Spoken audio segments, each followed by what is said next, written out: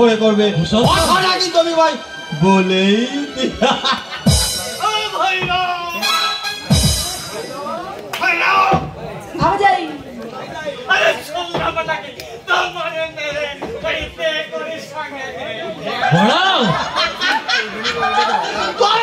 বলছি কি বলি বুঝলে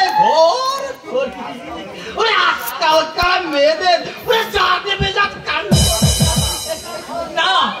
আমার মালঞ্চ তোমার মেয়ে নয়, সে তো জল আনতে নদীর ঘাটে গেছে, তাকে জল করে ধরে নিয়ে গেছে।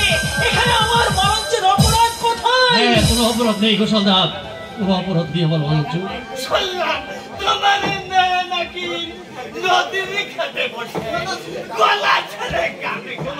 শোনো, ও মেয়ে যদি নদীর ঘাটে বসে গলা ছেড়ে গানে গাইতে তবে কার না মনের মধ্যে দিরিগ দিরিগ করে আর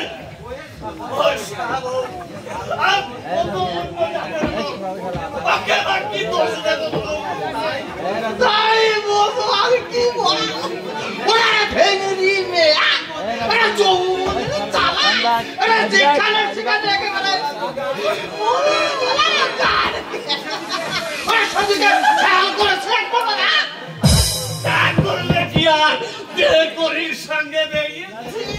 ছি ছি ছি, ঘেন্না ঘেন্না। এসো এসো, হ্যাঁ তাই চলো তাই এই বাড়িতে দাঁড়ানো তাই চলো দাঁড়াও, এমনি করে আমাকে দোষারোপ করে তোমরা চলে যেতে পারো না। তোমরাই যে সমাজের হত্যাকর্তা, তোমরা ইচ্ছা করলে সবই কিছু করতে পারো। আমার প্রতি দয়া করো। ও ভাই, আমরা কারো কোনো অমঙ্গল চিন্তা করি না, তাই তোমারও করবো না। কি বলো বড়া দাদা বলেছো দাদা,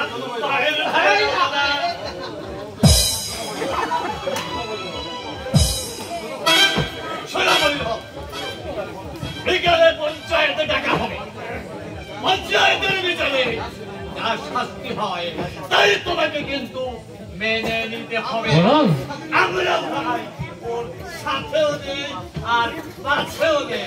হ্যাঁ, তবে ওই কথাই রইল হইল, ওই বিকেলে পঞ্চায়েতে যাহা সিদ্ধান্ত হবে সেটাই কিন্তু চূড়ান্ত বলে গণ্য হবে। এবার তাহলে আমরা আজই হইল।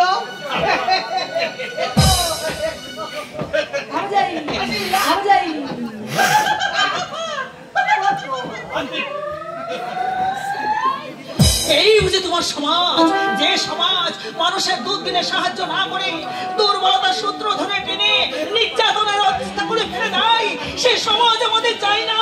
সেই সমাজ আমাদের কোনো উপকারে লাগবে না, কোনো উপকারে লাগবে না।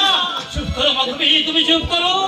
তোমার এই কথাটা যদি সমাজপতিরা আবার শুনতে পায় তাহলে এই সমাজ আমাদের বাস করাই দুঃশব্দ হয়ে যাবে। বাবা, হ্যাঁ বল বাবা বল।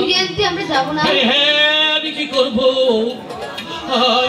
আমি ভাবতে পারছি না রে, আমি কি করবো আমি ভাবতে পারছি না। ভগবান, জানি না তুমি কোথায় থাকো ঠাকুর। জীবনে কোনোদিন কখনো তোমাকে টাকার প্রয়োজন মনে করিনি দয়াল। শুনেছি তুমি বড় দয়াল। দয়া করে তুমি বলে দাও আমি এখন কি করবো দয়াল, আমি এখন কি করবো?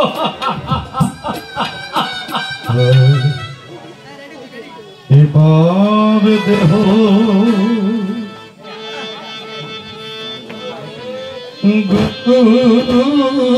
পদে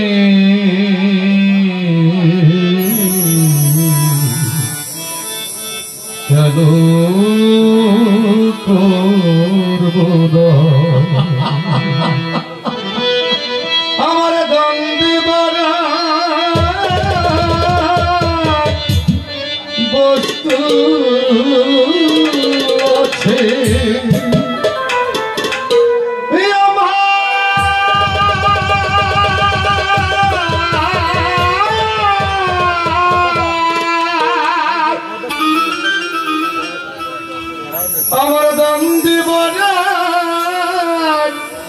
বস্তু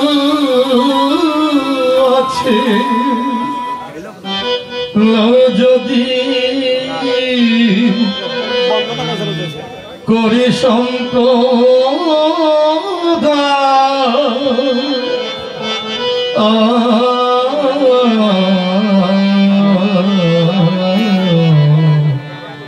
কেন করবা আমারে পাবে দেহ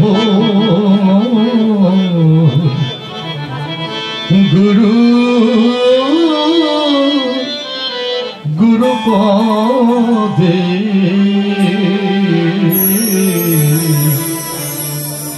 কেন করব দান